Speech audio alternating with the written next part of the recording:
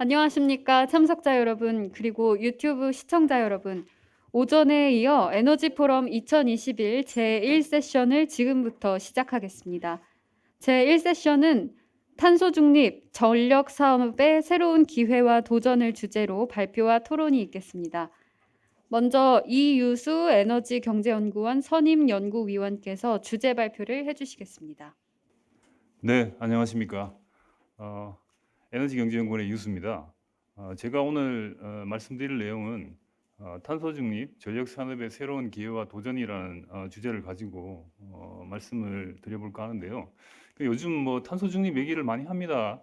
그래서 이제 사실 탄소 중립 이행과 관련해서 그 이행 체계를 위해 이행 체계 마련이나 뭐 이런 여러 가지 가버넌스를 구축하는 것도 굉장히 중요한 일이지만 저는 오히려 에너지 부분, 특히 뭐 전력 시장 구조라든지 뭐 운행 체계, 운영 체계, 그리고 이제 가격 체계 등 실질적인 이행에 대한 기반을 마련하는 것이 훨씬 중요하다는 측면에서 말씀을 드려볼까 합니다.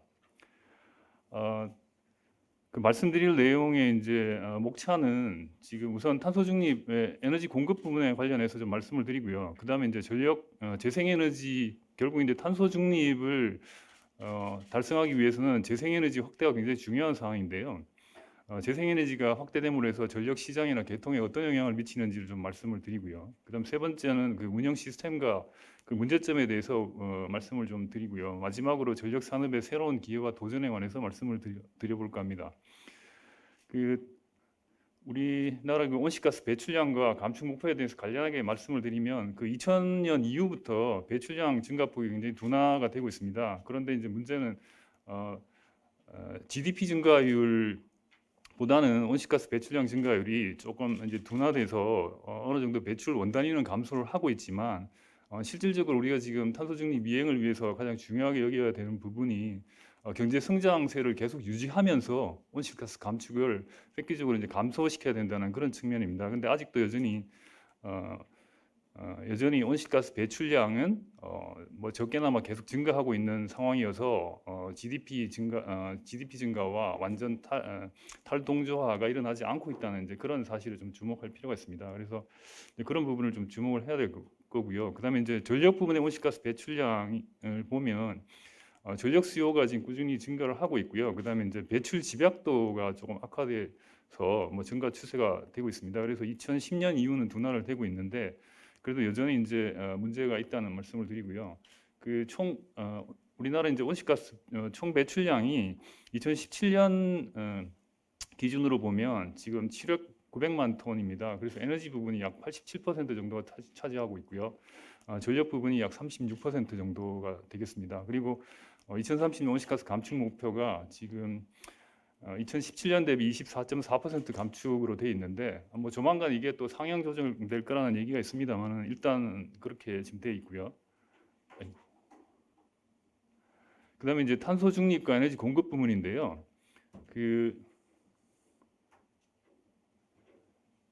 현재 전통적인 원자력이나 화석 연료 활용의 대규모 발전 설비에 의한 중앙 집중적인 전력 공급에 기반을 하고 있는 상황이고요. 그래서 미래에는 결국 이제 태양광이나 풍력 중심으로 하는 재생에너지 기반하는 시스템을 운영이 필요하고요. 그다음에 이제 분산 에너지 자원을 확대하는 체제로 전환할 필요가 있다는 겁니다. 궁극적으로 결국 탄소 중립의 목표 달성을 위한 전력 부문 핵심 수단은 태양광이나 풍력의 역할이 뭐 증대되는 것이라고 보여지고요. 계속 이제 발전 단가가 지속적으로 하락되기 때문에 시장의 경쟁력을 확보할 수 있다는 측면입니다. 근데 이제 탄소 중립 목표 달성을 위해서 전력 공급 시스템이 어떻게 바뀌어 나가야 되는지에 대해서 간단하게 좀 말씀을 드리면 기존에 이제 대규모 전통적인 화력 발전 설비에 의한 그런 체제에서 좀 더 이제 친환경 관련 에너지 자원 수용이 가능한 운영 체제로 이제 전환을 해야 되는데요. 일방향으로 의사소통이 되는 것이 아니라 양방향 정보 교환이라든지 그다음에 이제 상호 이제 의사소통이 가능한 시스템을 정립할 필요가 있고요. 그다음에 이제 전력 공급 시스템도 자동화, 그다음에 효율화 관점에서 빠르게 이제 대응하는 그런 역량이 된다고 보여집니다. 그다음에 이제 전력 공급 시스템의 유연성을 제고하는 방향으로 전환할 필요가 있다고 보여지고요. 그래서 이제 신재생에너지 우리 발전량 설비 계획은 너무나도 잘 아시겠습니다만 여러분 그 2030년에 발전량 비중이 약 20%고요. 그다음에 이제 대부분 이제 태양광 풍력 이 많은 비중을 차지하고 있습니다. 3차 에너지 기본 계획도 그렇고 9차 전력 수급 기본 계획에서 신재생 에너지 발전량의 비중이 상당히 좀 높은 상황에서 거의 한 90% 정도가 태양광 풍력 발전으로 이루어지는데 이렇다 보니까 문제는 이제 변동성 재생에너지가 계속 늘어남으로 해서 개통에 상당한 영향을 주게 됩니다. 실질적으로 2019년에 보면 우리나라 재생에너지 발전 비중은 약 전체 2.7% 정도밖에 안 됩니다. 그렇지만 이제 제주도만 들여다보면은 지금 작년 기준으로 해서 설비가 36%면 발전량이 약 16.2%입니다. 이게 이제 IEA에서 보통 이제 권고하는 수준이 있는데요. 대략 한 3단계 정도에 들어가고 있습니다. 그러면 어느 정도 개통에 상당히 영향을 미치는 그런 수준으로 되어 있습니다. 그래서 전체적으로 보면 발전 비용이 굉장히 낮지만 지역적으로 보면 전력 개통 문제에 주목하고 대응을 빨리 해야 될 필요성이 있다고 보여집니다. 두 번째는 재생에너지 전력 시장 및 개통의 영향입니다. 일단 재생에너지가 전력 시스템에 들어옴으로 해서 여러 가지 전력 운영 시스템의 변화가 나타나는데요. 한 세 가지 측면에서 볼 수 있는데 우선은 전력 수요 측면에서 보면 수요 변동성은 사실은 재생에너지가 없을 때도 여전히 수요 변동성은 있었습니다만은 그 시간별 수요 변화를 우리가 이제 공급 대응을 해 나가는데요. 태양광 발전이 이제 급격하게 늘어남으로 해가지고 피크 수요의 시간대가 이제 오후 한 2, 3시부터 저녁 한 6시, 7시대로 이제 바뀌어 나간다는 겁니다. 그래서 캘리포니아는 확실히 그쪽으로 이동을 많이 했고요. 우리나라도 지금 거의 그쪽으로 이제 향해서 가고 있는 그런 상황이라고 보여지고요. 그다음에 이제 전력 공급의 측면에서 보면 과거에는 이제 전력 수급 균형 유지가 그래도 한결 수월했지만 이제 출력의 재생에너지로 인해서 출력의 변동성이 상당히 좀 커졌고요. 그다음에 이제 수급 불균형이 이제 일어날 수 있는 그런 여건이 이제 점점 커지고 있는 그런 상황입니다. 그래서 결국은 이런 것들이 개통의 안정화에 상당히 좀 영향을 미치고 있는 그런 상황입니다. 그래서 우선 이제 태양광 풍력이 늘어남으로 해서 전력 시장에서 어떻게 이제 영향을 미치는지 좀 살펴보면요. 태양광이나 풍력 발전의 비중이 확대되면 결국은 전통적 발전 설비의 최적 운전에 굉장히 영향을 미치게 됩니다. 결국 이제 태양광 풍력의 발전의 변동성을 대응하기 위해서 전통적 발전 설비의 출력을 상향 또는 하향으로 조정을 하게 되는데요. 실제로 태양광 발전이나 풍력이 그다지 많지 않을 때는 최적 운전을 하도록 그렇게 이제 계획이 이루어지고 있습니다만은 실질적으로 이제 실시간이나 이럴 때 태양광이나 풍력이 들어와서 공급에 상당한 이제 변동성을 가지게 되면 결국 전통적 발전기도 최적 운전을 하기는 상당히 좀 어렵다는 이제 그런 상황이 발생되게 됩니다. 그리고 그래서 이제 전통적 발전 설비를 빈번하게 기동 및 정지로 이제 연결될 수 있고요. 그래서 결국 이제 전통적 발전 설비들이 이제 재생에너지를 수용하기 위해서는 비효율적으로 운영할 수밖에 없는 그래서 비효율적 운영에 따른 재생에너지 CO2 감축 효과를 감소시켜 버리는 그런 상황으로 바뀔 수 있다는 겁니다. 그리고 이제 전력 도매 가격이나 전통적 발전 설비 투자에 대해서도 좀 살펴보면요. 사실 전력 시장 도매 시장의 운영은 메릿 오더라고 그래서 변동비가 낮은 순서부터 이제 우선 가동하게 되는 거죠. 그래서 도매 시장의 가격을 결정하게 되는데 태양광이나 풍력 발전 확대에 따라 가지고 일단 전통적 발전기들 우선 순위가 뒤로 밀리면서 도매 시장 가격이 하락하게 되는 그런 상황이 발생하게 됩니다. 그리고 이제 전통적 발전 설비의 수익성도 점차적으로 이제 하락하게 되는 그래서 전통적 발전 설비에 대한 설비 투자 유인이 저하되고 그다음에 지금 그러니까 석탄 발전, 그다음에 원자력 이런 등등의 여러 가지 발전 설비들이 지금 이제 우리나라에서는 더 이상 새로운 발전 설비를 짓기가 상당히 좀 어려워지고 있는데 그래서 이런 설비들이 이제 좌초자산화될 가능성이 상당히 좀 커져가는 이제 그런 상황입니다. 그다음에 이제 개통의 영향을 좀 살펴보면요. 사실 교류 전력 개통을 지금까지 유지를 하고 있었는데 결국 교류 발전기의 전력 개통 운영이라는 것이 결국 거대한 회전체 발전기의 관성이나 동기 발전기로서 역할을 함으로 해가지고 어느 정도 출력에 따른 그 주파수와 전압을 일정 범위 내에서 유지를 할 수 있는 그런 상황을 만들었죠. 근데 이제 정상적 상태의 운전 하에서는 우리가 이제 뭐 GF라든지 AGC라고 그래서 여러 가지 이제 발전 설비 자체에 대해서 출력을 조절하는 기능이라든지 아니면 관제 센터에서 어느 정도 제어를 할 수 있는 그런 부분들을 염두에 두고 했는데 여기서 이제 어떤 비정상적인 상태가 발생을 하더라도 전력 계통의 신뢰도 기준을 준수하는 차원에서 사고 대응 운영 예비력이 뒷받침을 해주고요. 그 다음에 이제 1, 2, 3차로 해가지고 예비력이 대응을 해주고 있었습니다. 근데 결국 이제 여기서도 공급 예비력이 부족하면은 결국 이제 부하 차단을 할 수밖에 없는 이제 그런 상황이 발생을 하고요. 이렇게 되면은 결국 이제 정전이 일어날 수밖에 없는 그런 상황입니다. 그래도 재생에너지가 없을 때에는 비교적 그래도 전반적으로 일정 수준대의 주파수나 전압을 유지를 할 수 있었다는 거고요. 그 다음에 이제 재생에너지가 연계되면서 결국은 재생에너지의 두 가지 특성이 있는데 출력 예측의 불확실성과 발전 출력의 변동성이 굉장히 크다는 것입니다. 그래서 결국 발전기에 관성이 없고 비동기 발전기 그리고 이제 인버터를 사용해서 이제 서로 이제 교리를 직류로 바꿔주는 이제 그런 형태로 물리게 되기 때문에 이제 그러다 보니까 이 비중이 점점 늘어나면은 수급의 불균형 문제가 가장 큰 이제 문제로 다가올 수 있습니다. 그래서 공급의 수요가 늘어났을 때 공급 측면에서 즉각 대응해 줄 수 없는 문제, 그리고 이제 수요가 적을 때 오히려 공급이 늘어나 가지고 이걸 어떤 식으로든 좀 조정을 해야 되는데 이제 그런 문제들이 계속 발생을 하고 있고요. 그다음에 이제 전력 품질 저하라는 게 이게 이제 주파수와 전압을 일정 수준 영역대에서 유지를 해야 되는데 그것들이 과거보다는 대응하기가 상당히 좀 어려워졌다는 거고요. 결국 이제 그래서 재생에너지 비중이 점점 늘어나면서 전력 계통의 관성이 약화됨으로 해서 어떤 문제가 생겼을 때 빠르게 주파수가 하락할 수 있는 그런 상황이 발생을 한다는 거죠. 그러다 보면 결국은 이제 정전 위험의 가중이 점점 커져 버릴 수 있는 그런 상황이 발생을 하는 겁니다. 그래서 이제 국내에서 아까 우리나라 전체적으로 보면 태양광이나 풍력의 발전 비중이 사실은 뭐 그다지 높지는 않은데 높지 않다 하더라도 외국에서 발생하고 있는 여러 가지 문제들이 많이 일어난 사례들을 볼 수가 있을 겁니다. 특히 뭐 제주도에 지금 풍력 발전을 제어하고 있는데 작년만 하더라도 거의 77회에 가까운 숫자를 기록을 하고 있습니다. 그래서 전력 수요가 낮은 경우에 특히 이제 다른 발전 설비 출력을 최소화시킴에도 불구하고 수요를 초과하는 재생에너지 발전이 계속 늘어남으로 해서 결국은 이제 출력을 제한하는데요. 출력을 이제 제한하지 않으면은 결국은 이제 공급 과잉이 일어나서 과주파수 상태로 갑니다. 그러면은 결국은 거기에 붙어 있던 태양광이나 이런 것들이 뭐 이성 신호 감지로 인해 가지고 대규모로 탈락하게 되는 거죠. 그러면 반대로 주파수가 급격하게 하락하게 됩니다. 그러면 결국은 저주파수 계전기 위로 부하를 차단할 수밖에 없는 그래서 이제 정전이 일어나는 그런 이제 경로를 겪게 되는 거죠.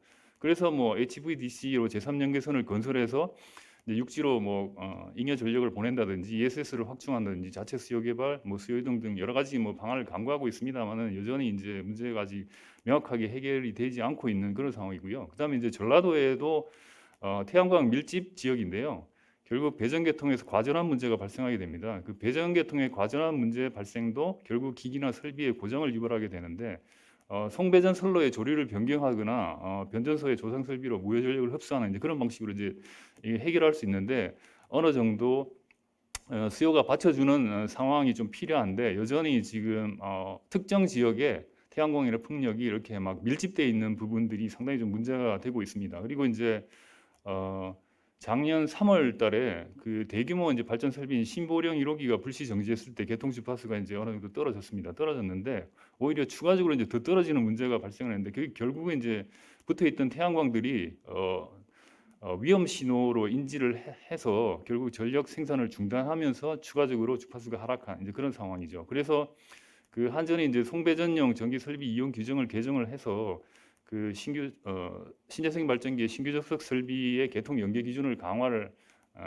한 바 있습니다. 그래서 고장이 났을 때 일정 시간 동안에 개통 접속을 어느 정도는 유지할 수 있게끔 그렇게 만들어 놓은 상태고요.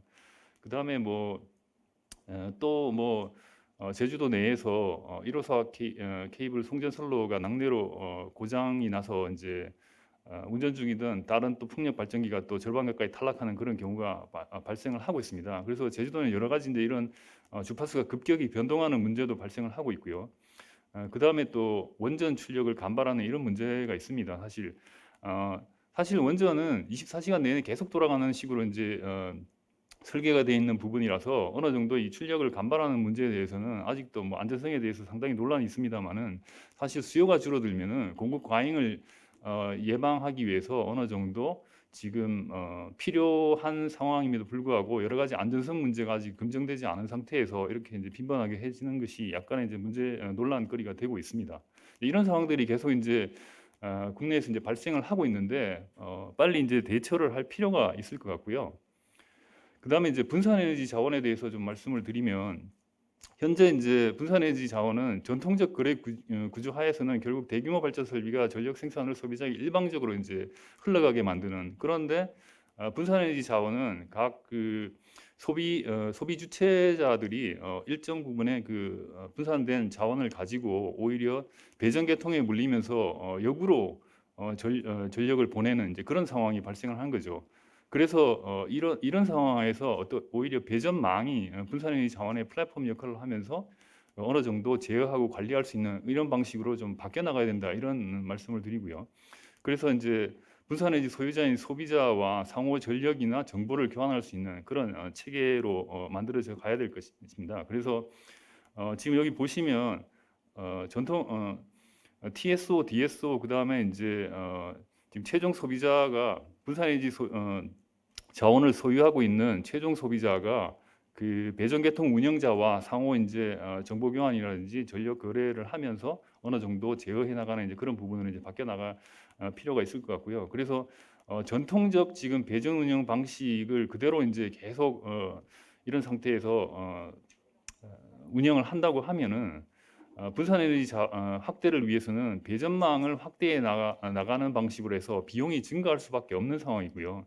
그래서 이제 배전계통 단위에서 제어를 하고 효율적으로 관리를 하면 결국은 배전망 투자 비용을 어느 정도 줄이면서 분산에너지 확대도 가능하다는 얘기가 되겠습니다. 그다음에 이제 전력 시장 운영 시스템과 문제점인데요. 이 지금 우리나라 전력 시장 자체는 사실 뭐 2001년 4월 달이죠. 그때 이제 한전으로부터 발전 6개사가 이제 자회사로 이제 분리되면서 어느 정도 지금 체제가 지금 성립이 되어 있는데요.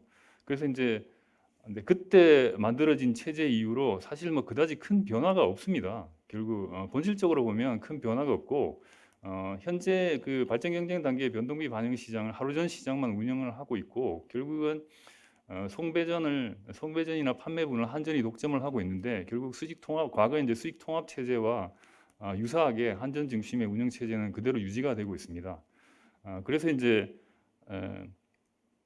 그 어느 정도 지금 재생에너지가 계속 들어오면서 사실 전력 시장의 운영 시스템을 굉장히 지금 교란하고 있는 그런 상황임에도 불구하고 과거에 전통적으로 지금 만들어졌던 그 시스템이 거의 변화 없이 계속 이렇게 같이 가고 있는 그런 상황이라서 여러 가지 문제점들만 계속 지금 잉태를 하고 있는 그런 상황이라서 상당히 좀 우리가 좀 전향적으로 좀 개혁을 할 필요가 있다라는 말씀을 드리고요.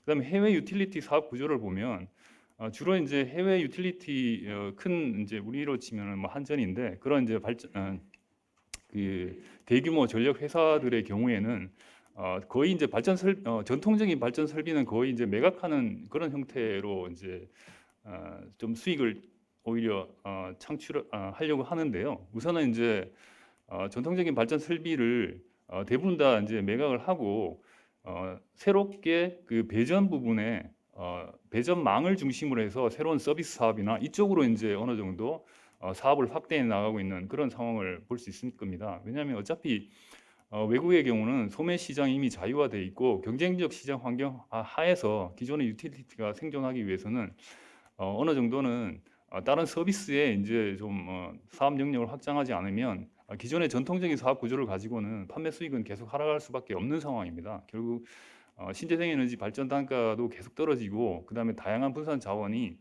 소비자 단 부분에서 이제 들어오기 때문에 이제 그런 부분들로 봐서는 과거의 기존의 이제 판매 수익을 계속 유지할 수 없다는 거죠. 그래서 에너지 전환이나 분산화에 따라서 전통 발전 사업을 축소시키고 신재생과 배전망 사업 확대를 해나가는 그런 이제 추세로 보여지고 있고요. 그리고 이제 송변전 사업은 별도의 이제 독립 망 사업자가 수행을 합니다. 결국 이게 이제 망의 중립성과 공평성을 유지하기 위한 노력이고요. 그런데 우리나라는 그냥 한전의 발전자 회사를 분리하고 소매 독점을 유지하고 그다음에 배전망을 그대로 소유를 하고 있는 등 거의 이제 2001년 4월달에 분사된 이후에 별반 차이가 없는 이제 상황으로 계속 전개가 되고 있다는 거죠. 그다음에 이제 우리나라의 근본적인 문제는 뭐냐면 여러 가지 이제 전통적인 에너지 규제 체제를 그대로 유지를 하고 있다는 겁니다. 그래서 에너지 요금 규제, 독점적 시장 구조, 정보의 독점화, 에너지 원별로 엄격하게 구분하고 있는 이런 상황 하에서 우리가 과연 새로운 뭐 신산업이라든지 뭐 신산업 기반의 성장 동력 확보가 가능할지에 대해서 상당히 좀 의문을 갖게 되고요.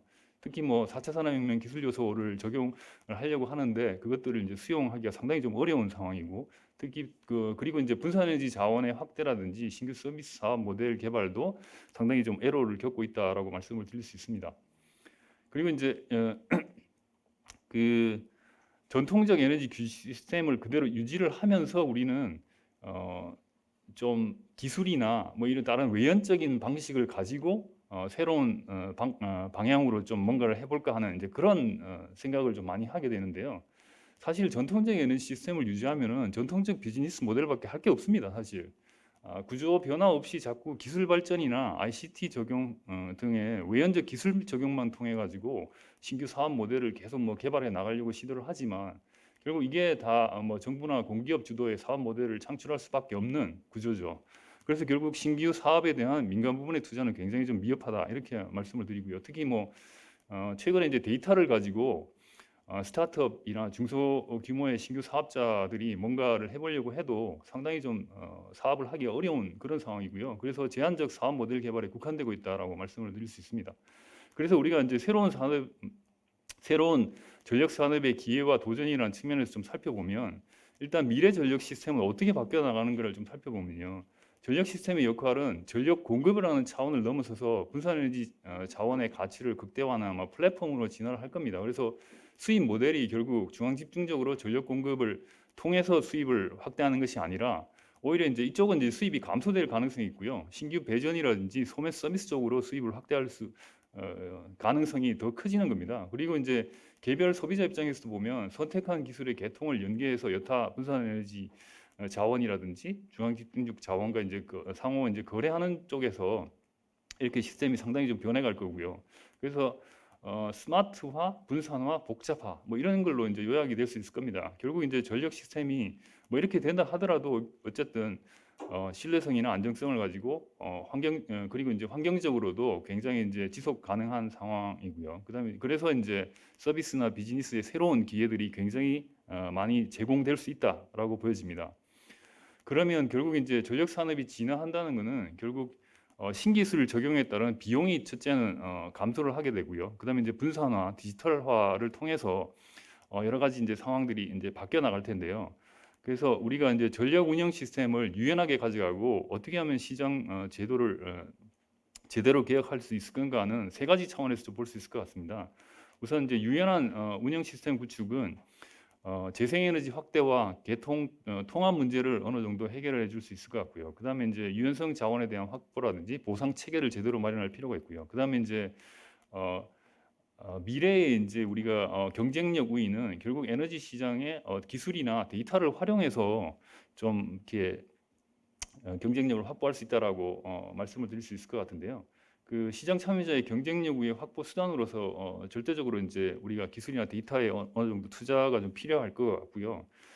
그다음에 이제 시장이 좀 어느 정도 좀 경쟁적으로 되면 다양한 사업자들이 들어올 겁니다. 그러면 이제 현재 중앙 집중적으로 관리를 하고 통제하는 데는 어느 정도 한계가 될 수밖에 없다. 그래서 이제 자율적인 선택에 의해서 경쟁 구도를 조성해 나가는 이런 방식으로 이제 만들어 나가야 되는데 결국 이제 이런 것들이 좀 유기적으로 잘 조화가 된다 그러면 전력 산업의 진화가 촉진될 수 있을 겁니다. 그래서 좀 부문적으로 좀 살펴보면요. 결국 이제 재생에너지의 개통통합은 근본적으로 전력 운영 시스템과 시장의 개방을 통해서 해결할 수 있다라는 거고요. 특히 이제 전력 도매 시장에서 어느 정도 재생에너지 변동성을 대응하는 기술적 측면에 뭐 여러 가지 사항들이 있습니다. 신재생에너지 발전기 개통 연계 기준을 강화한다든지 아니면 소공성 자원을 도입을 한다든지 그다음에 재생에너지 발전량 예측 제도를 도입한다든지 이런 부분들이 있지만 보다 근본적인 차원에서는 도매 시장 운영을 개선해 나가는데 결국은 이제 유연성 확보 차원에서 고려를 해볼 수 있다는 겁니다. 지금 뭐 전력거래소에서 계속 뭐 여기에 매진을 하면서 거의 뭐 한 2024년 정도에 어느 정도 운영을 할 수 있을 거라고 보여지는데요. 하여간에 이런 쪽으로 빨리 이제 우리도 전력 운영 시스템을 보다 이제 선진화시켜 나가야 될 필요가 있고요. 그다음에 이제 소매 시장 쪽에서 보면 분산 에너지 자원의 확대와 DSO 기능을 강화해 나갈 필요가 있다는 겁니다. 결국 현재는 분산 에너지 자원 거래에 대해서 굉장히 뭐 제한적입니다. 결국 도매 시장 중심으로 한전과 PPA를 통한 이제 그런 거래들밖에는 이루어지는 게 별로 없습니다. 결국 그래서 조금 향후에는 DSO 중심의 거래 형태로 해서 플랫폼을 형성하고 분산 에너지 자원을 연계시키는 그럼으로 해서 소매 시장 규모가 확대되는 부분에 대한 기회를 제공할 수 있다는 겁니다. 그리고 이제 우리가 이제 소매 시장을 만약에 좀 개방을 할 수 있다 그러면 어떻게 이제 공정 경쟁 여건을 조성할 건가에 대한 논의가 좀 필요할 걸로 보여지고요. 그래서 지금 현재로는 진입 규제를 완화한다면 일본과 유사한 방식으로서 대부분의 뭐 발전 사업 여러 사업자들이 제한 없이 들어올 수 있게 이렇게 만들어주는 거죠. 사실 현재에도 뭐 전기 사업과 신규 판매 사업자의 허용이 가능하지만 규정이 아직 미비가 돼서 사실 실질적으로 이행한 사업자는 없습니다만은 어쨌든 뭐 그렇게 돼 있고요. 그다음에 이제 도매 시장의 전력 구매 조건이라든지 송배전망 이용 조건에 관해서 관련돼서 공정 경쟁 여건을 조성할 필요가 있다는 겁니다. 그리고 향후의 에너지 분야의 시장 경쟁력은 결국 이제 기술이나 데이터 활용에 좌우될 텐데요. 신기술의 시장 진입은 결국 가격 경쟁력을 어떻게 확보하느냐, 그 다음에 전기요금 등 에너지원의 상대 가격을 정상화해 나가는 것이 필요하고요. 그 다음에 이제 소규모 분산화된 친환경 자원 관련 신기술의 시장 진입을 위한 기반을 마련할 필요가 있습니다. 결국 에너지 분야뿐만 아니라 다른 산업 기술이 융복합되도록 기반을 좀 재성할 필요가 있고요.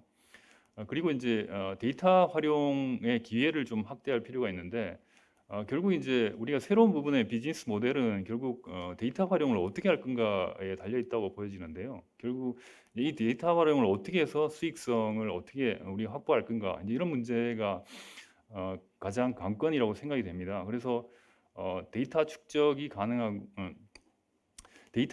가능하지만 지금 현재로 봐서는 활용 기회가 굉장히 제한되어 있는데 이게 이제 시장이라든지 전기요금 구조에 따른 한계에서 오는 거기 때문에 어느 정도는 거래를 통해서 시장 참여의 편익이 좀 증가할 수 있는 시장이나 요금의 제도를 설계할 필요가 있다는 겁니다.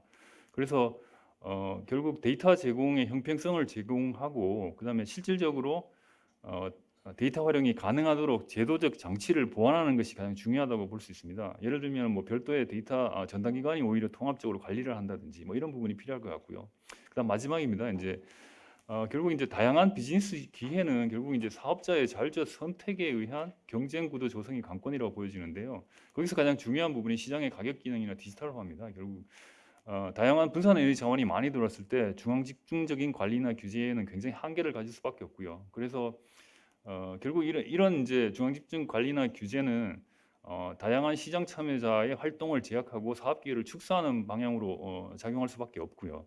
그래서 일단 시장의 가격 기능을 회복하고 디지털화를 통해서 사업자가 투자한 부분에 대해서 의사결정이나 책임을 동시에 부여할 수 있는 그리고 이제 그 다양한 사업자들끼리의 분쟁 조정이라든지 시장 감시 그리고 요금 규제, 사업 인허가 등은 독립적인 규제기관에서 담당하도록 해야 될 필요성이 있을 것 같습니다. 그리고 최근에 뭐 또 우리가 그 잉여 전력에 대해서 어떻게 처리를 할 것인가에 대한 고민을 상당히 많이 하고 있는데요. 사실은 뭐 섹터 커플링 얘기도 많이 나오고 하는데 결국 이게 이제 우리나라의 전통적으로 에너지 원별을 엄격하게 구분하고 사업자를 또 엄격하게 구분하는 이런 부분들을 어느 정도는 좀 철폐해 나가야 된다고 생각하는데 그 에너지 원별 업역을 철저히 구분하는 법 제도를 좀 시장 기능 중심으로 재편할 필요가 있을 것 같습니다. 그래서 시장의 공정 경쟁 기반 구축에 중점을 둬서 전력이나 가스, 열을 부문별로 이렇게 분리해서 운영을 할 게 아니라 이게 어떤 사업자들인지 간에 통합적으로 좀 운영을 할 수 있게끔 만들어주고 오히려 시장 참여자의 선택을 존중해주는 그런 방향으로 좀 가야 되지 않을까라고 생각을 합니다. 그래서 공정 경쟁 기반을 구축을 하고 시장 감시 기능을 강화하는 방향으로 이렇게 만들어 가야지 우리가 어느 정도 새로운 사업에 대한 기회가 확대가 되고 좀 더 우리가 좀 뭔가 부가가치를 창출할 수 있는 그런 기반을 만들어 나갈 것이라고 생각이 됩니다. 예, 이상 발표를 마치겠습니다. 감사합니다. 네, 감사합니다. 이어서 제1세션 패널 토론이 있겠습니다. 좌장과 토론자분들께서는 단상 앞으로 나와주시기 바랍니다.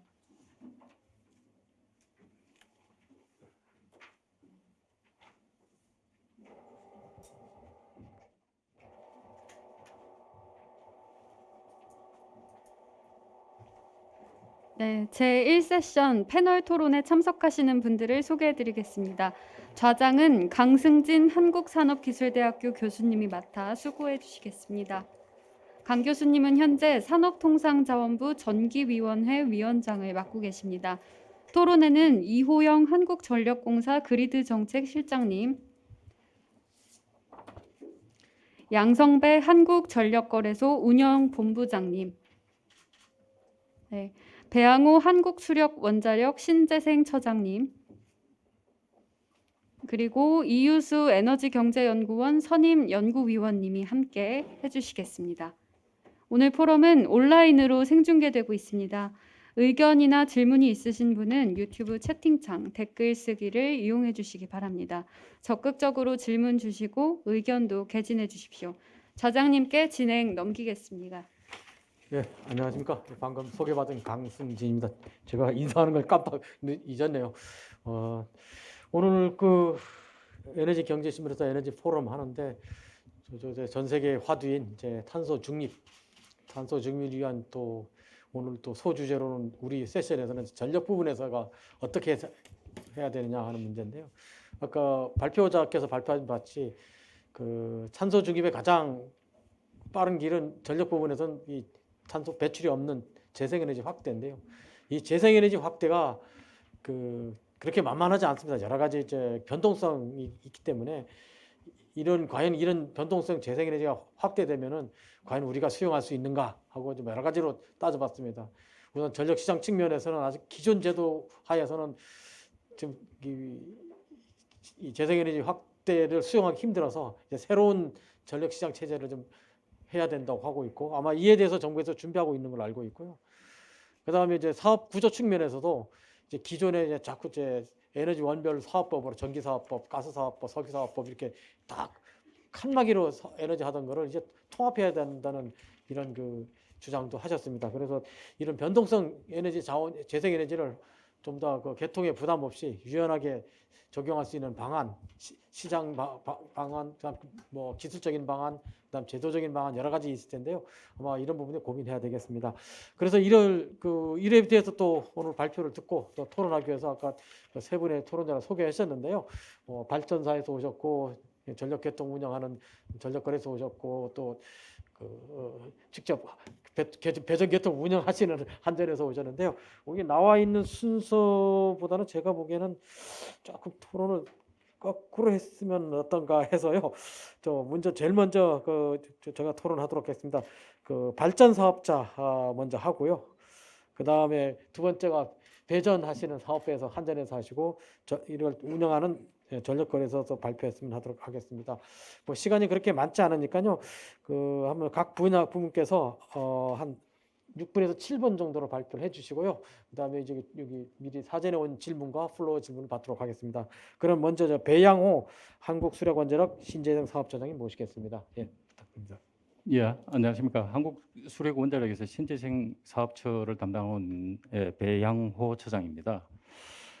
예, 지금 뭐 원자력 회사가 왜 신재생을 하느냐 뭐 이렇게도 또 오해를 하실 수도 있겠지만 어차피 그 신재생 보급 이용의 촉진의 법에 따라서 RPS 의무자로 되어 있습니다. 그래서 500메가와트 이상의 설비를 가진 발전 회사는 해마다 일정 부분을 신재생으로 공급을 해야 됩니다.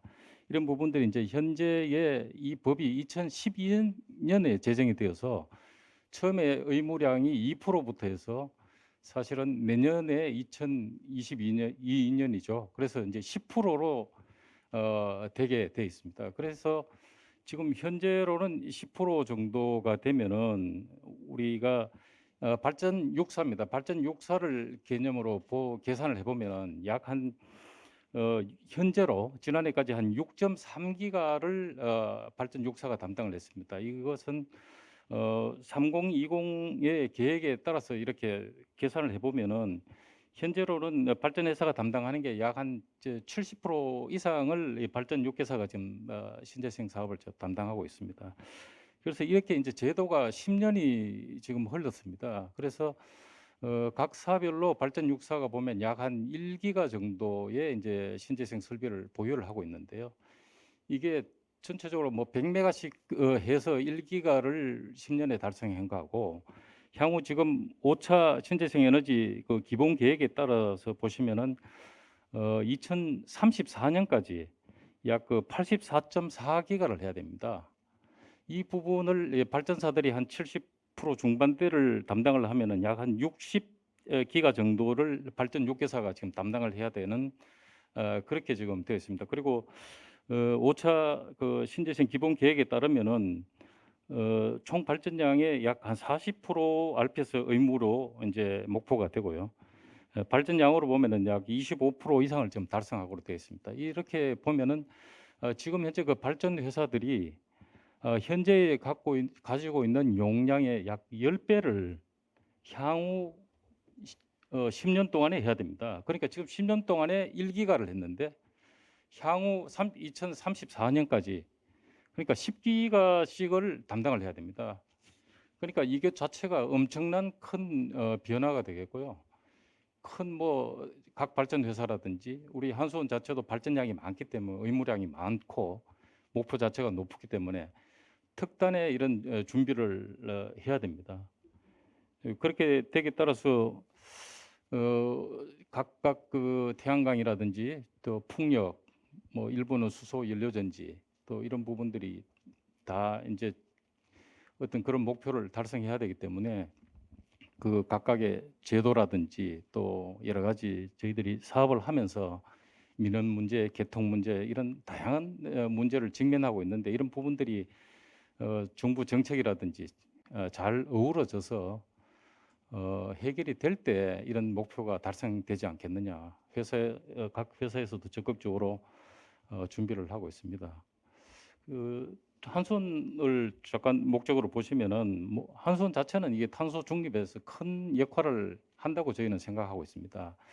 현재도 원자력은 조금 이견이 있지만 일단은 탄소를 배출을 하지 않은 에너지원이기 때문에 저 나름대로는 탄소 프리 컴퍼니라고 저희는 자부를 하고 있고요. 그래서 2034년까지 저희들이 계획을 한 10기가 이상, 뭐 11, 12기가 정도를 신재생을 담당을 한다면은 저희 회사 전체 설비량의 약 3분의 1 정도를 신재생으로 하는 큰 그 신재생, 그다음에 종합 에너지 회사로 탈바꿈하게 되는 그렇게 됩니다. 그래서 최대한 신재생을 많이 공급을 해야 되고요.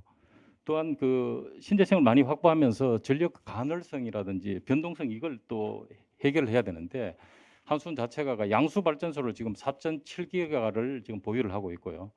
또 신규 2034년까지 1.8기가의 세계 양수 발전소를 신규로 건설하게 됩니다. 2030년, 32년, 34년 이렇게 이제 세계 양수 발전소를 짓게 되는데 그러면 약 한 6.5기가 정도를 가지고 있으면 이것 자체가 신재생 자체를 가능성을 조금 해결할 수 있는 그런 일종 ESS죠. 그리고 전력 그 저장 장치를 또 보유를 하게 되기 때문에 그런 부분들도 있고 최근에 원자력 쪽에 좀 논의가 이제 된 그 소형 모듈 원자로가 있습니다. 이 부분이 최근에 국회 포럼도 있고 해서 조금 공론화가 되고 있는데 이런 그 소규모 한 300메가와트 이상의 원자력 발전 그 로를 이용을 하면은 그 수소 사회라든지 이런 쪽에서도 아주 싼 가격으로 수소를 생산할 수 있고 이렇기 때문에 원자력 회사지만 2034년에 한국 수력 원자력 쪽에서는 큰 기회와 도전이 기다리고 있다고 이렇게 말씀드릴 수 있겠습니다. 네, 감사합니다. 감사합니다. 탄소 중립은 2034년이 아니고 2050년을 목표로 하고요. 우리가 현재 정부 전력수급 계획은 2034년까지 나왔기 때문에 앞으로 탄소 중립에 대한 로드맵은 아마 큰 방향은 아마 금년 내로 정부에서 준비할 거로 알고 있습니다. 그다음에 이런 변동성 재생에너지 자원이 많아지면은 그 개통 운영을 담당하는 그 한전 그 개통계획처에 계신 분 이용호 그리드 정책실장께서 오셨는데 좀 설명 부탁드리겠습니다. 안녕하십니까. 방금 소개받은 한국전력공사 개통계획처 그리드 정책실장 이호용입니다. 저희 개통계획처는 단기 송변형 설비 계획과 설비 보강 그리고 장기 송변형 설비 계획을 담당하고 있습니다. 제가 말씀드릴 부분은 한전의 재생에너지 수용 확대 노력에 대해서 말씀을 드리겠습니다. 먼저 우리나라의 개통 특성부터 말씀을 드릴 텐데요. 현재 우리나라의 전력 수요는 수도권에 한 46% 정도 집중되어 있고요. 그리고 대단히 발전단지와 재생에너지는 비수도권에 집중되어 있습니다.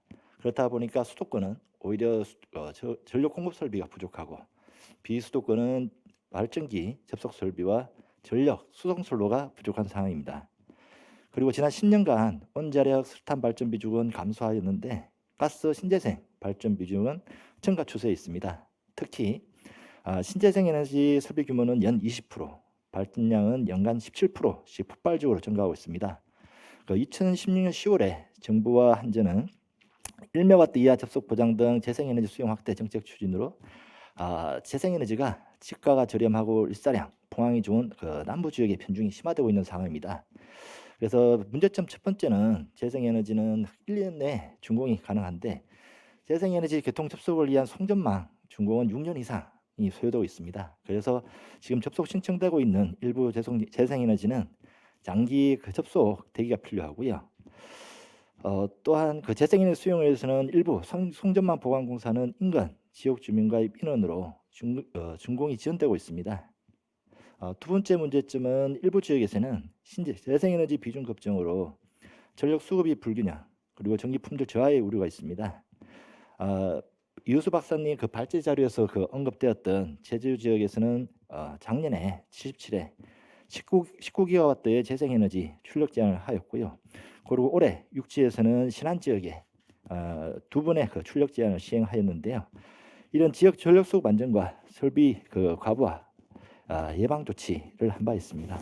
그래서 한전에서 첫 번째 대책은 정부와 함께 전력 설비 조기 건설뿐만 아니라 설비 운영 방식 변경, 제도 혁신 등을 통해서 진행 중인 재생에너지 조기 접속과 출력 제한 해소를 추진하고 있습니다. 그리고 작년까지 배전솔로 220회선 등 6기가와트의 전력 설비를 신규 건설해서 전년 대비 재생에너지 접속 신청이 1.4기가와트 증가하였지만은 접속 진행 중인 재생에너지는 18% 감소한 바가 있습니다. 그리고 제주 지역 출력 제한 해소를 위해서 올 4월부터 제주 육지 간 HVC 육성 운전을 시행하고 있고요. 신안 지역은 ESS 운전 시간 조정을 통해서 출력 제한을 해소하고 있습니다.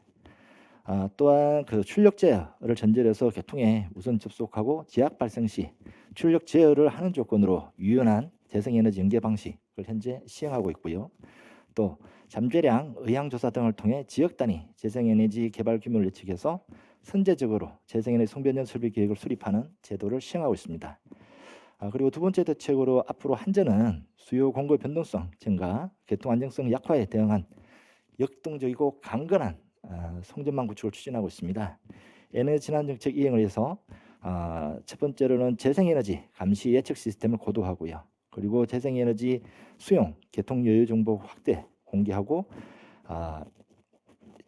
인버터 표준화 등 재생에너지 수용 능력 증대 방안을 추진하고 있습니다. 그리고 두 번째는 개통 안정화 ES 단계적 확대, 그리고 EVC 등 수요 자원 효율화 등 개통 유연성 확보 방안을 추진하고 세 번째는 동기 조상기 등 회전형 개통 안정화 설비 도입 등 개통 보온력을 유지하는 방안으로 한전은 장기 송변형 설비 계획을 수립 중에 있습니다. 또한 한전은 지역별 재생에너지 규모, 특성을 고려해서 AC와 DC 복합망 구성을 통해서 지역 단위 전력 수급 균형 체계 구축도 검토 중에 있습니다. 이상입니다. 예, 감사합니다. 참 재생에너지 변동하는데 이게 참 경제적으로 저장만 할 수 있으면 남을 때 저장하고 모자라서 꺼냈으면 참 좋은데 아직은 비쌉니다. 상당히 비싸서 경제성이 확보될 때까지는 여러 가지 이제 보완 정책을 수행해야 되는데 우리나라만 해도 지금 호남 지역에 이제 재생에너지 풍력이나 태양광이 어마어마하게 많이 생기고 아까 말씀했듯이 전력 수요의 40% 이상은 수도권에 몰려 있고 수도권 발전소는 별로 없고 재생에너지를 참 호남에서 생산된 재생에너지 호남에서 쓰게 하고 수도권의 수요 지역에는 또 새로운 재생에너지 생산 늘려가지고 수도권에서 쓰도록 할 수 있으면 좀 좋을 텐데 이런 것도 참 잘 되기 좀 됐으면 하는 게 희망이고요. 자 이렇게 그 아까 발표 중에서 맞지만 이렇게 전력 그 재생에너지 변동성에 대응해서 이 전력 시장도 좀 그 과거 20년 된 체제를 계속 운영하고 있는데 이런 문제점은 없는지 앞으로 어떻게 개선할 건지에 대해서 좀 양성배 본부장께 여쭤보겠습니다. 전력거래소 본부장. 예, 전력거래소 운영본부장 양성배입니다. 우리 그 이유수 박사님께서 저희 기관이 이제 전력 시장과 전력 계통을 운영하고 있는데요. 지금 신재생 수용성 제고를 위해서 저희 전력 시장과 전력 계통 측면에서 어떤 걸 준비해야 되는지, 어떤 부분을 또 개혁해야 되는지 아마 많은 또 저희들이 고민하고 있는 숙제를 좀 많이 담은 것 같습니다. 그 최근에 저희들 그 항상 이슈가 우리 제주 지역에 커테일이 많이 발생했다. 공급이 신재생 보급 규모가 수요를 초과했다. 뭐 이런 얘기가 많이 나오는데요. 아마 제가 볼 때는 지금 그 저희가 그 작년에 제주 지역의 신재생 발전량이 제주 지역 수요의 약 한 16.8%. 어떻게 보면 3020 목표를 올해는 달성을 할 겁니다. 제주 지역은 이미 이제 달성을 올해 할 거고요. 5, 6년 후에 아마 우리 또 본토의 미래의 모습이 지금 제주 지역에서 나타나고 있다. 이렇게 보셔야 될 것 같습니다. 그런 의미에서 저희 본토는 아직은 제가 볼 때는 5, 6년 후기 때문에 지금부터라도 차근차근 좀 저희들이 그 수용성을 높이기 위한 대응 준비를 좀 해야 될 것 같습니다. 제가 정확한 그 시기는 기억이 안 나는데요. 한 2, 3년 전에 그 국제에너지기구에서 신재생 비중이 확대됨에 따라서 준비해야 될 사항들을 단계별로 좀 발표를 한 바가 있습니다. 뭐 초기 단계에서는 우리가 이제 발전량만 모니터링만 하면 되는데 이제 점점 확대되게 되면은 신재생을 제어까지도 해야 된다. 그런 그 공식적인 리포트를 발표를 한 바 있고요. 제가 생각할 때 그 이 신재생 수용성을 높이기 위해서는 단지 뭐 개통 운영 기술이라든지 뭐 우리 송전 설비 보강이라든지 뭐 이게 이런 부분도 물론 중요하지만은 사전에 계획을 수립하는 단계, 그다음에 개통을 운영하는 단계, 그다음 마지막으로 여러 가지 뭐 시장 제도 측면에서 근본적인 개혁이 필요하다고 저는 느끼고 있습니다. 먼저 이제 우리 수급 계획 측면에서 지난 그 작년에 저희들이 9차 전력 수급 기본 계획이 수립이 됐는데요. 그 당시에 저희가 시범적으로 신재생을 좀 입지 계획화해 보자. 말 그대로 어떤 신재생 입지를 정해서 그 입지에 맞게 입지를 사전에 정해서 송전이 가능한 지역으로 먼저 선제적으로 좀 신재생 건설을 해보자. 과거에는 이제 발전소가 건설이 되면은 송전이 따라오는 계획이었는데 송전망 여건을 미리 검토를 해서 송전망 여건이 좋은 지역으로 신재생을 해보자 하는 부분을 그런 어떤 계획을 입지 계획을 선제적으로 수립한 바 있는데요. 아마 지금 그때 뭐 시범적으로는 했습니다만 좀 미흡한 점이 많다 저는 생각이 되고요. 덴마크 같은 경우에는 해상 풍력 그 입지를 정할 때 실제 국가가 관련된 그 입지를 정해서 거기에 대한 뭐 환경영향 평가라든지 인허가 그다음에 여러 가지 어떤 뭐 도로라든지 기반 인프라 구축까지 다 한 다음에 실제 그 신재생 사업자들한테 입지를 분양하는 형태로 추진하는 그런 거를 저희들이 좀 이제 국가적으로 좀 고민해야 될 상황이 아니냐 뭐 그런 생각을 좀 많이 가지고 있습니다. 물론 지금 최근에 아마 정부에서 환경보호라든지 어떤 관련 그 신재생 허가와 관련된 원스톱 허가 체제를 구축을 하기 위해서 부서 간 어떤 협조 체제를 구축하는 어떤 이런 거를 지금 저희가 좀 추진하는 걸로 제가 알고는 있고요. 다음은 이제 그 지금 제주 지역이 올해도 지금 뭐 커테일이 지금 상당히 많이 발생을 하고 있습니다. 지금 그 원래 그 넘버원 HVDC가 그 육지에서 저희들 제주 지역으로 전력을 보내기 위해서 건설이 되었는데 지금 한 개 폴은 제주에서 육지로 거꾸로 지금 역송을 하면서 지금 그 커테일을 최소화하는 방안을 지금 강구를 하고 있고요. 관련해서 지금 제주 지역에서 여러 가지 ESS 설치 개통 안정용 ESS 설치라든지 다양한 좀 대책을 지금 추진 중에 있습니다. 이 부분이 이제 멀지 않은 미래에 이제 본토에도 발생할 수 있기 때문에 제주 지역을 시범 삼아 본토에도 좀 이런 어떤 제주에서 하고 있는 대책을 참조를 해서 적극적으로 좀 추진할 필요성이 있을 것 같습니다. 다음은 시장 측면입니다. 시장은 그 현재 에너지 시장입니다. 그리고 또 현재의 시장 자체는 대규모 석탄이나 원자력, 뭐 화력, 그 LNG와 같은 대규모 발전 시장이지 이 신재생의 어떤 개통의 가능성이라든지 이런 거를 수용할 수 있는 지금 시장 제도가 미비한 상황입니다. 따라서 이제 신재생이 들어왔을 때 신재생의 출력 변동성에 대응해서 빠르게 응동하는 전에 대해서는 그만큼의 더 인센티브를 줄 수 있는 보조 서비스 시장이라든지 별도의 좀 인센티브를 지급할 수 있는 시장 개선이 좀 필요할 것으로 저희들 생각을 하고 있습니다. 그리고 관련해서 시장 제도 개선이라든지 또 개통 운영 제도 개선에 대해서는 지금 정부 차원에서 별도로 그동안은 이제 뭐 문제 있다라는 뭐 얘기가 되어 왔는데 별도로 전문가 그룹을 구성해서 본격적으로 지금 중단기 또 장단기 로드맵을 만들기 위한 지금 작업을 혁신 전략을 지금 추진 중에 있습니다. 마지막으로 저희들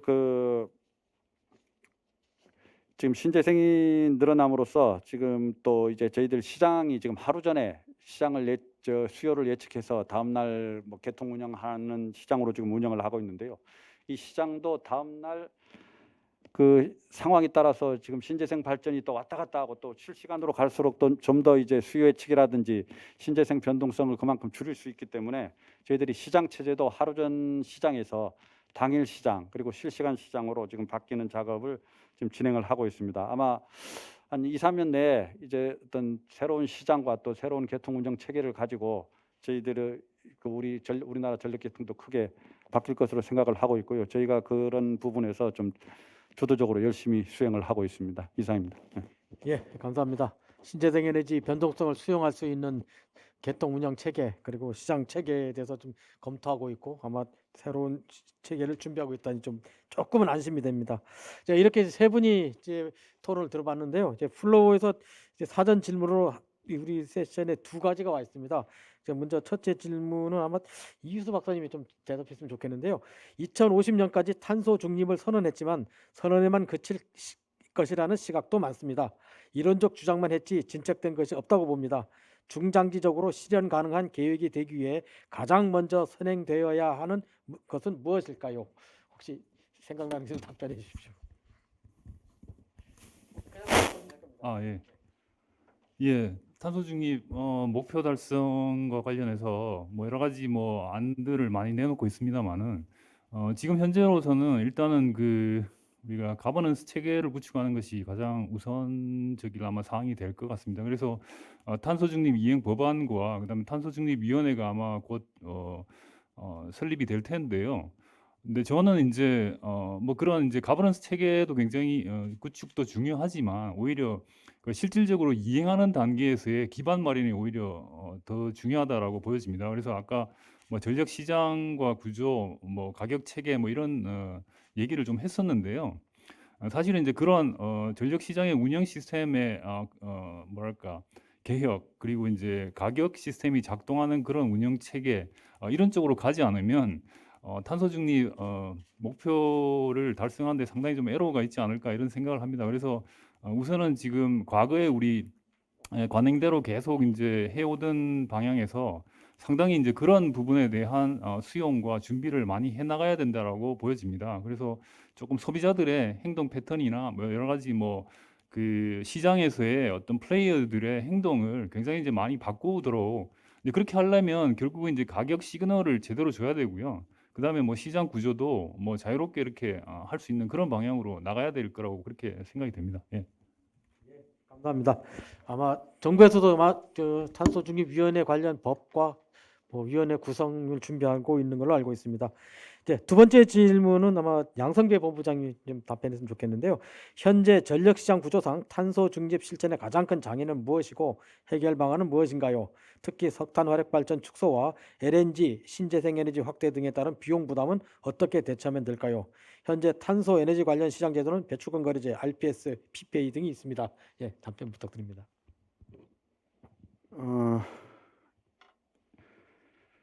예, 좀 어려운 질문인 것 같은데요. 이게 먼저 이제 뭐 여러 가지가 아마 같이 더 담겨 있는 것 같습니다. 이제 결국은 우리 뭐 이우수 박사님도 발표하셨다 탄소 중립은 결국은 저희들이 이 전력 측면에서 전원을 무탄소 또는 뭐 저탄소 전원으로 갈 수밖에 없고요. 그건 뭐 불가피한 상황인 것 같고요. 또 그런 자원들이 또 이제 어떻게 보면 시장에서 또 어떤 인센티브를 받아야 또 그런 자원들이 투자를 또 유인할 수 있는 부분이 있고, 반대로 이제 우리가 이제 전통 자원들 석탄이라든지 뭐 이제 상한자라든지 뭐 이런 부분들이 발생하면서 전통 자원들은 실제 우리 시장에서는 여러 가지 어떤 뭐 그 뭐 발전량 제약이라든지 또 뭐 여러 가지 어떤 건설에 대한 어떤 규제들이 좀 더 강화될 걸로 제가 보고는 있고요. 거기에 맞춰서 뭐 어차피 정책적으로 앞으로 뭐 이제 이 신규 건설, 뭐 전통 전원에 대한 뭐 신규 건설이라든지 뭐 이런 부분들은 국가 차원에서 앞으로 뭐 이제 신규 건설에 대한 허가는 없다라고 이제 발표를 했기 때문에 뭐 그 부분에 대해서 제가 뭐 드릴 말씀은 없고요. 기존에 지금 들어와 있는 전원들 이 부분에 대해서는 아마 별도로 저희들이 좀 보상 방안, 특히 뭐 이제 어떤 뭐 정책적인 어떤 부분에 의해서 이미 어떤 투자가 된 상황에서 어떤 그런 부분에 대해서는 별도로 어떤 법이라든지 뭐 이런 부분들을 통해서 보상 방안을 지금 강구를 지금 정부 차원에서 좀 추진하는 걸로 알고 있습니다. 예, 이상입니다. 예. 예, 감사합니다. 혹시 저 플로에서 혹시 조금 시간이 남았는데 한두 분 질문 있으면 좀 해주시면 좋겠습니다. 혹시 질문 없나요? 예, 그러면 저 아까 그 여기 오늘 저 플로 질문하고 또 그 우리 여러분 토론자들 또 발표자께서 말씀하셨는데 혹시 추가적으로 하실 말씀이신 분 저 한번 자유롭게 말씀해 주십시오. 좀 간단하게 좀 말씀해 주겠습니다. 특별한 없어요. 예, 이예수 박사님. 예. 제가 간단하게 좀 말씀을 드리겠습니다. 사실 탄소 중립 이행에는 굉장히 이제 장애 요인들이 많습니다. 아까 뭐 제가 전력 시장 구조나 가격 체계에 대해서 말씀을 드렸지만 우리가 어쨌든 지금 발전원을 신재생 에너지 그다음에 이제 좀 친환경 에너지 쪽으로 이렇게 바꿔 나가야 되는 그런 상황이기 때문에 기존 전통 에너지를 가지고 사업을 하시는 분들의 입장에서 보면 상당히 좀 뭐랄까 이 여러 가지 측면에서 뭐 애로를 많이 겪는 상황입니다. 그래서 우리가 이런 전통적인 자원을 새로운 자원을 바꾸기 위해 따르는 여러 가지 갈등 요인들을 우리가 어떻게 해결할 건가에 조금 관심을 좀 집중할 필요는 있을 것 같습니다. 그래서 아까 뭐 양승배 본부장님께서 뭐 보상 문제 얘기도 하셨지만 사실 가장 중요한 건 얼마만큼 정말 제대로 보상을 해줄 수 있을 것인가. 만약에 이제 그런 자원을 퇴출을 시킨다고 하면 그런 부분에 대해서 어떤 사회적인 합의나 뭐 여러 가지 그런 부분들 그런 부분들이 좀 필요할 것 같고요. 그다음 특히 이제 국민들을 어떻게 설득할 것인가가 상당히 좀 중요한 상황인 것 같습니다. 어차피 탄소 중립 이행에는 엄청난 비용이 아마 들어가게 마련일 겁니다. 아직까지도 여러 친환경 발전 설비나 뭐 이런 것들이 경제성을 가지는 데는 어느 정도 시간이 더 필요로 합니다. 왜냐하면 아직도 여전히 전기 요금 자체가 다른 신재생 에너지 발전 설비나 이런 것들이 나오는 전력보다는 좀 싼 편이고요. 이제 그러다 보니까 상당히 이게 자생적으로 뭔가 확대되기가 상당히 좀 어려운 상황이라서 이것을 좀 더 탄소 중립 차원에서 좀 논의를 하려고 하면 엄청난 비용이 들어가기 때문에 이런 이제 비용 부담을 국민들한테 제대로 설명을 하고 좀 더 동의를 구할 수 있는 그런 시스템을 좀 만들어 가야지 우리가 좀 전반적으로 탄소 중립 목표를 향해서 제대로 좀 나아갈 수 있지 않을까 이렇게 생각을 하고 있습니다. 예. 예, 감사합니다. 예, 탄소 중립 뭐 우리나라만 아니라 세계 상당히 많은 국가들이 주장하고 있는데요. 뭐 기술적으로 보면 탄소 중립이라는 거는 탄소를 배출하는 에너지원을 줄이든지 탄소 중립을 배출을 안 하는 에너지원을 사용을 확대해야 되는데 에너지 소비 줄이는 거는 상당히 어렵고요. 그건 저탄소 에너지 공급으로 확대되고 있는데 그런데 이제 발전 부분에서는 그래도 저탄소 전원이 많이 있기 때문에 상대적으로 쉽고요.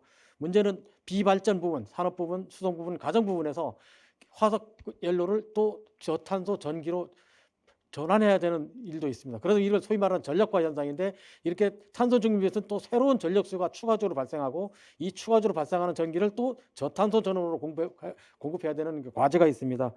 이러한 저탄소 전원은 중에 하나가 이제 신재생 에너지인데 신재생 에너지 아까 여러분이 말씀했듯이 변동성 문제, 개통 수용성 문제, 수송 문제 그래서 굉장히 그 어려움도 있지만은 또 앞으로 극복해 가는 생각합니다. 그 중에 우리가 대책 중에 하나가 이제 분산 에너지 확대를 들 수 있겠습니다. 신재생 에너지는 분산 에너지, 대표적인 분산 에너지에서 수요지 인근에 소규모 발전 설비를 해서 개통에 부담 주지 않으면서 바로 생산하고 소비자가 인근에서 사용할 수 있는 그런 시스템.